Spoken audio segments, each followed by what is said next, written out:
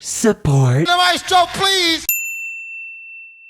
Not as many as I was expecting to go over, but still a good chunk of new albums to go over. This'll be for the week of October 9th, 2018. This Day in Music. Back in 1965, the Beatles at Abbey Road Studios recorded The Bird Has Flown, which would later become known as Norwegian Wood. I'm surprised there weren't any more high-profile classical album releases for, the Grammy deadline. I mean, I guess Yo-Yo Ma already did release his Bach thing. Don't mean a thing if it ain't got that swing. Lean on me when you're not strong, and I'll be your friend. This is José James' tribute album to singer-songwriter Bill Withers, the man behind such hits as Just the Two of Us, Use Me, Grandma's Hands, Ain't No Sunshine, and of course, Lean on Me. Don't stop dreaming.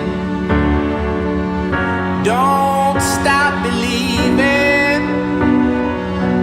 The Late Show with Stephen Colbert's band leader, John Batiste. This is a collection of songs that he's written all based off of other well-known songs, such as What a Wonderful World, and even some interesting ones like a different take on Beethoven's Moonlight Sonata and the Green Hill Zone song from Sonic the Hedgehog. Singing. I love rock and roll. Will it bear in May?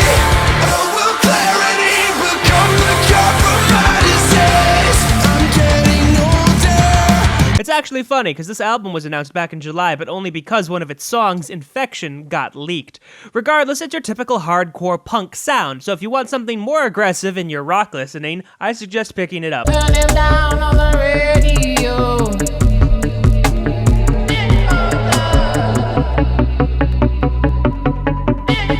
So if you remember back when we looked at Alt J's Relaxer, this is actually a remix album featuring all of the songs off of Relaxer, only remixed, some of which are actually remixed twice. And won't back down. Hey, baby. This is a compilation album in honor of remembering Tom Petty. The whole concept behind this, though, is this is meant to highlight some of his lesser-known songs, and the idea was to pick songs that Tom Petty himself liked more than some of his others. It's bigger than hip hop, hip hop. I'm getting them whole, I'm getting the load. They come off a plane, they come off a boat. The 18-wheeler pull up in the load. Bagging back into the zone. Pager we hit like a phone. Text messages, I settle it wrong. I know some people said Murder for Hire was supposed to be the third installment of the Luca Brasi trilogy. I mean, but this one's called Luca Brasi 3, so this one is clearly the third. Also, Murder for Hire has also become its own thing ever since he released Murder for Hire 2. That's why we sip scotch like Sinatra screaming motherfuck the cops. They say they want the old logic, the one that flow like a faucet. I'm still the same me, they just don't believe it like they agnostic. If I spit over the boom back. The fourth installment of the Young Sinatra series, and the first to actually be an album. The other three Young Sinatras were mixtapes. He's also said that this is supposedly going to be his last Young Sinatra. Where the love go? Where's the uproar? What the fuck though? Where the love go? 5, 4, 3, 2, I let one go. Wow, get the fuck though. I don't bluff, bro. Aiming. According to Lil Wayne, his final album. I mean, he also said he wanted to retire at age 35, and he's currently 36.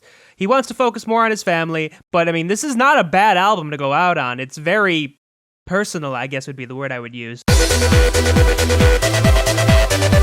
Again, not as surprised. I know David Guetta dropped the double album a few weeks ago. I wasn't really expecting any more high-profile releases, to be honest. And now I need some help from the maestro, please! This shit got me in my feelings.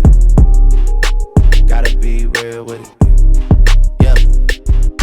Kiki, do you love me? Oh no, this is almost out of the top 5. I won't be able to make you go watch the Maestro mix that I did on In My Feelings anymore. I'm getting them whole, I'm getting the load. They come off a plane, they come off a boat. The 18-wheeler pull up in the load. Bagging back into the zone. Pager we hit like a phone. Text messages, I settle it wrong. His first mixtape since his prison sentence. I mean, I know he released an EP back in May, but by any means too, his previous mixtape he was in prison for, so he didn't really have any sort of administrative control over it. Ooh, see that girl. Watch that scene. Digging the dancing queen.